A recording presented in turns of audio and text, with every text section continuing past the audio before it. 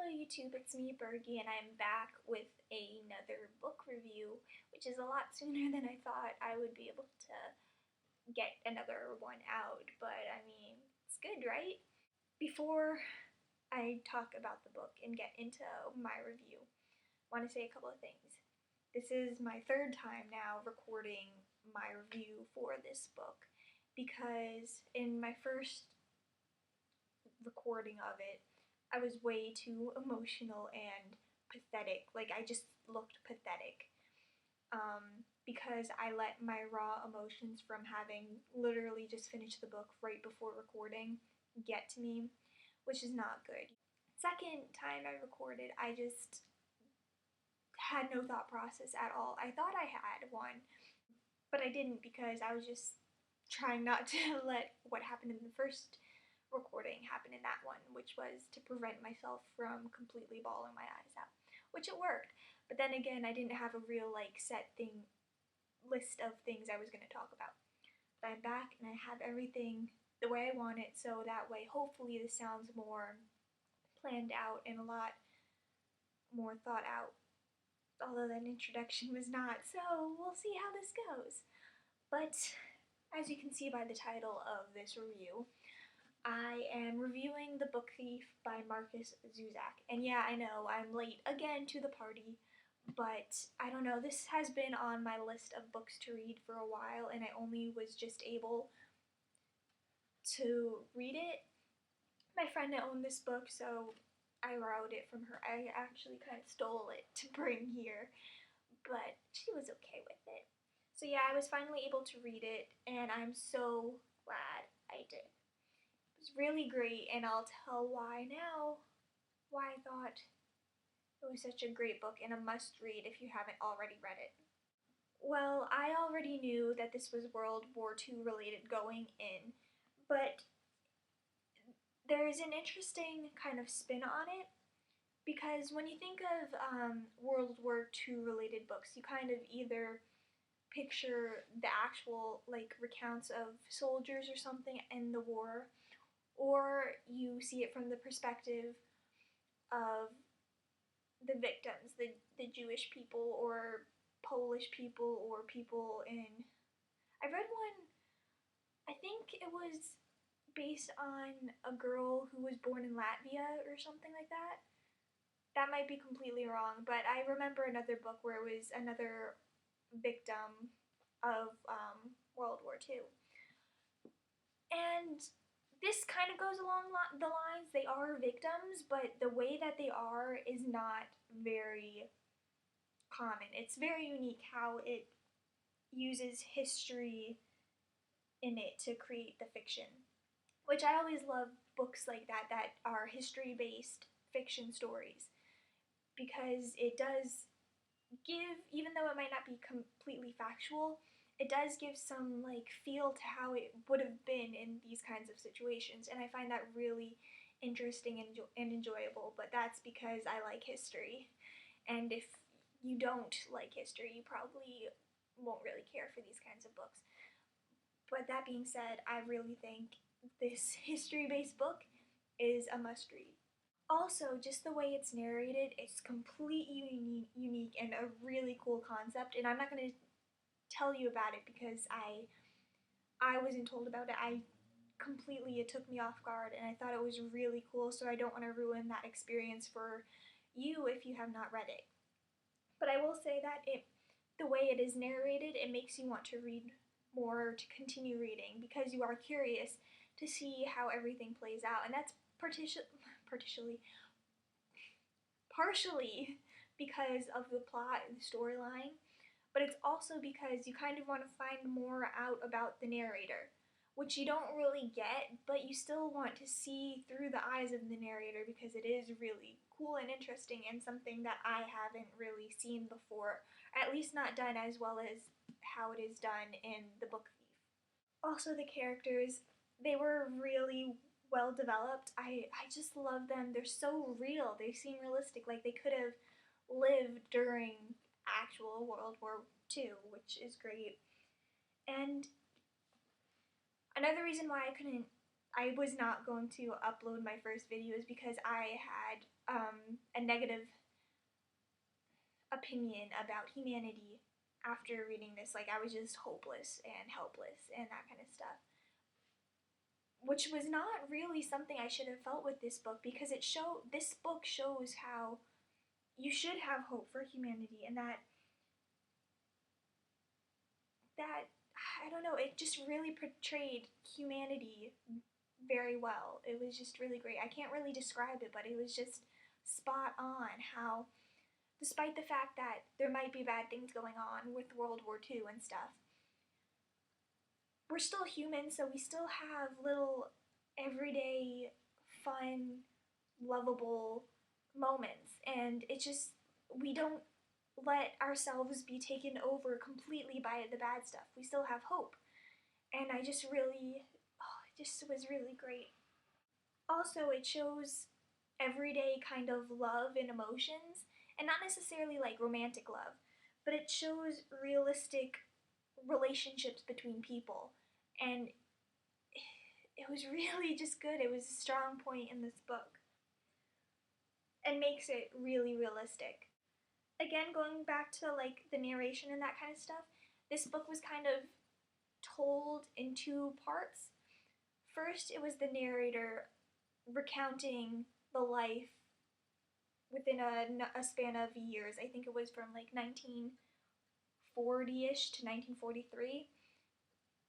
Might be wrong, it might have been a little bit earlier than 1940, but it was basically the narrator telling the life of the book thief in those period of years. But then it was like, there were little excerpts, I guess, not excerpts, but little like breaks in that narration to give more information, or to give the narrator's own opinion or own thoughts about it, and or just like excerpts from books that the book thief was reading or stuff like that. So it was broken up, not very can't think of the word, not very often. It was like, the main thing was about the book thief, the narration concerning the book thief's life, but then there would be little snippets of other things. You know what I mean. Hopefully. And as I said before, I think it is a very emotional book. I went from laughing and feeling joy to crying uncontrollably, or being sad or depressed from it, to being like so frustrated and angry and defiant. So it was very good at controlling your emotions, which I think a book should be able to do. It should be able to make you feel the same way as the characters do. But then again, I'm also very emotionally tuned to fictional characters and that kind of stuff. In real life, I'm not very emotional most of the time. But when I read books or watch movies, I get so emotionally invested in them. That's why I'm kind of obsessed with books, or like I'm a very big fangirl, because I allow those emotions that I feel from fictional characters and fictional events to sway my mind.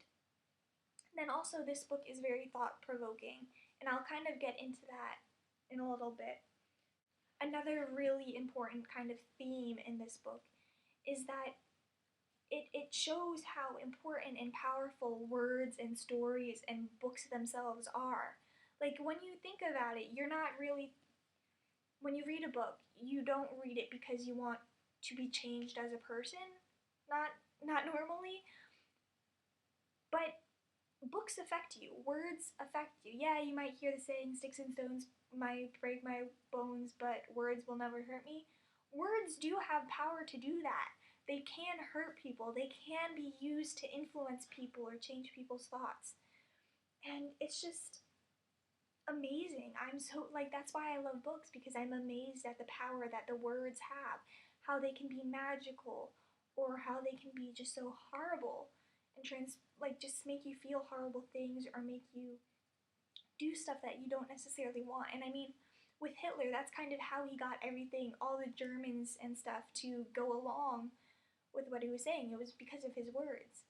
And I feel like people don't really, at least nowadays, they don't really acknowledge that as much.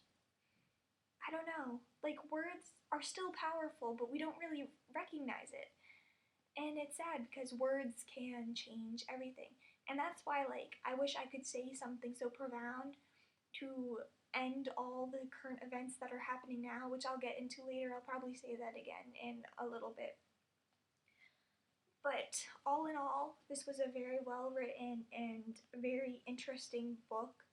However, it is very long, as you can see, but it all depends on how you feel towards the plot and the story and how it's being told. For me, I was able to finish it in 3 days, and probably maybe 9 hours altogether. But my friend, she said she had a very hard time getting into it. So it's all about your interests and what you kind of like, which is the truth for any book. But I was immediately drawn in. I could not put it down at all, except for like sleeping and eating and going to class and that kind of stuff. But yeah, I just really, really good book.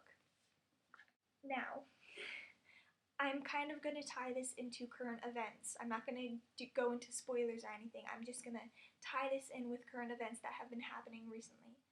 Hence the word current events.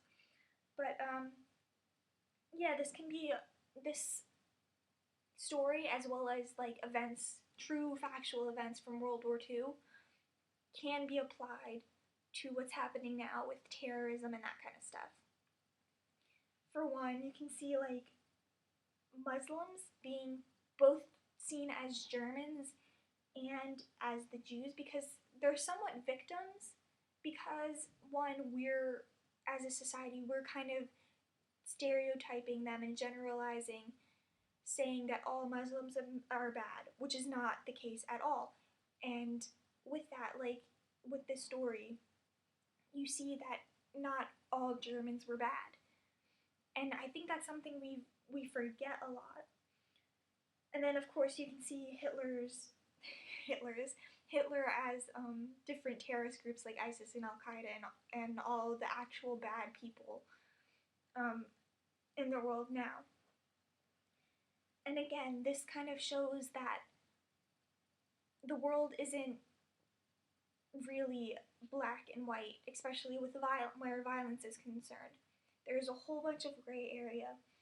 Either, and I think this goes with what I'm going to say next, that I always was a firm believer in bombing the Muslim countries because of Al Qaeda and that kind of stuff.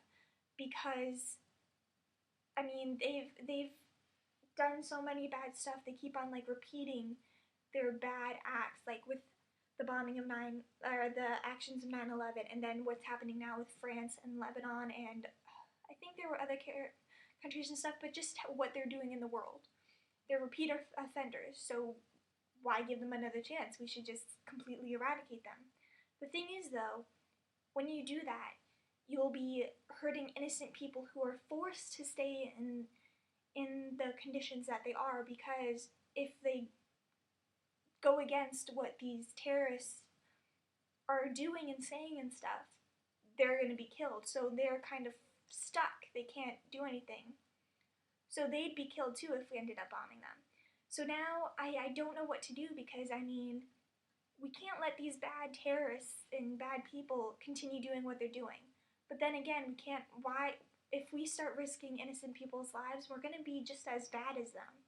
And it's like a really catch-22 or whatever. It's a gray line. You don't know what to do, and that it sucks, because we want to get rid of it, but what can we do that minimizes the lives of the innocents being lost?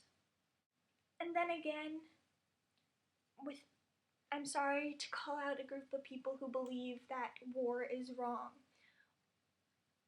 When these types of situations are going on, if you just sit down and let them do what they're doing, then you're just as bad as them. I mean, of course, in a perfect world, we'd be able to change or stop their views, the terrorist views, by just talking. But let's be realistic. It hasn't worked, really. I mean, World War II was kind of caused because we had talked about it and we didn't come to a great conclusion. Because wasn't it like the Geneva Conventions or something like that that kind of set the stage for Germany to be completely just like go insane? Might be wrong. I'm not really, even though I enjoy history, I'm not really good at remembering it correctly. So if I'm wrong, please let me know in the comments below. But yeah, like if there was a way to talk out of these kinds of problems, I think we would have already done it. But obviously, they're not rational. Terrorists aren't rational, so we have to protect the innocent by fighting, which I know sounds very contradictory, but I mean, that's the world we're living in. Words aren't always helpful.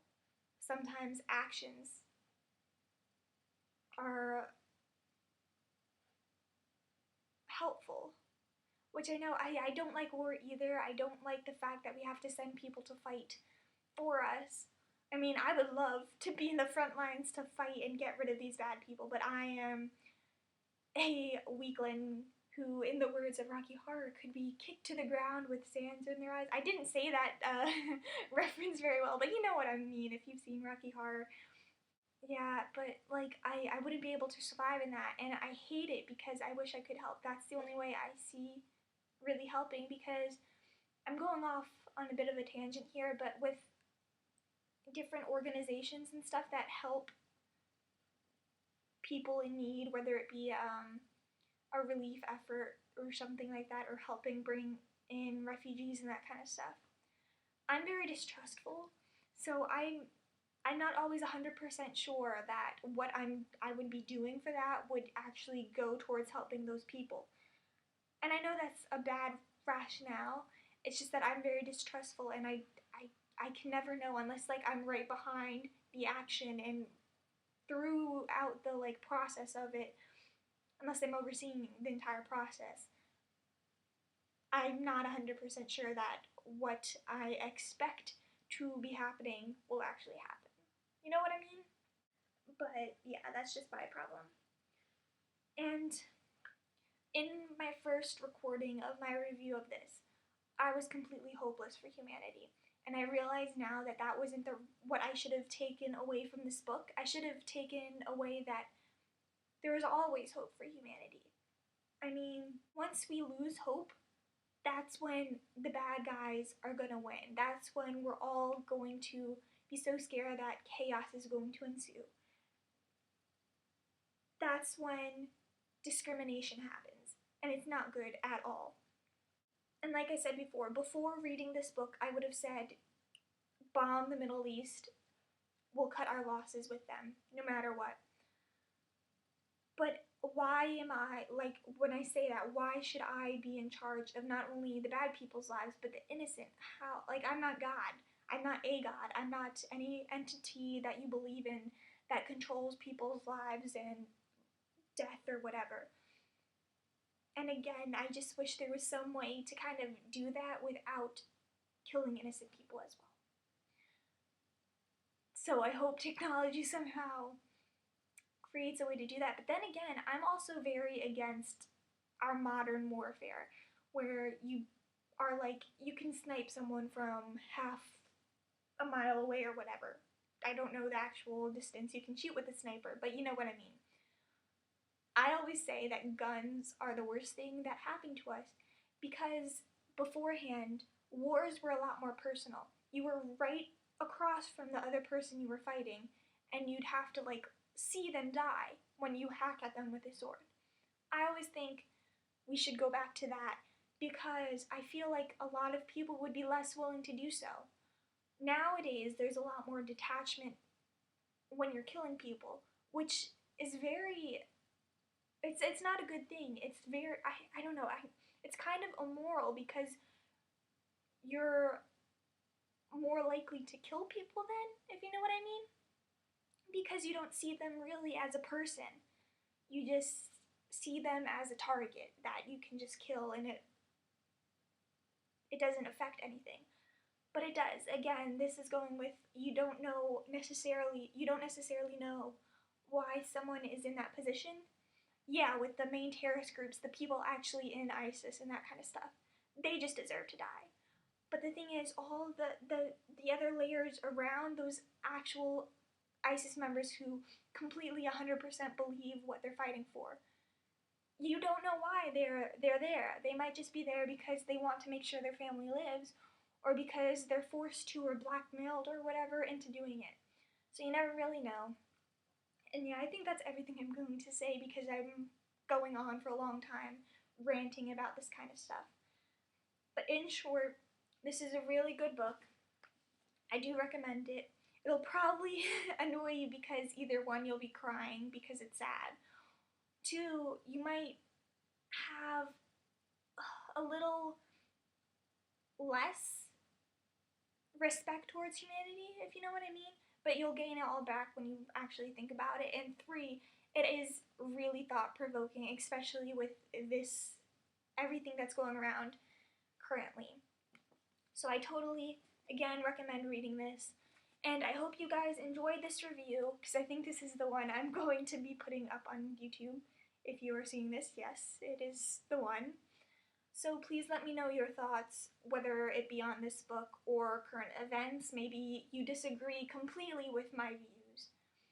Maybe you agree, or maybe you have some different thoughts. Just let me know. I'm very interested in hearing it out because I think these kinds of things should be debated, and that's why I'm kind of glad I do talk about this kind of stuff with my friends and family and that kind of stuff, even though I wish for days where I didn't care at all about politics or current events and was carefree and innocent.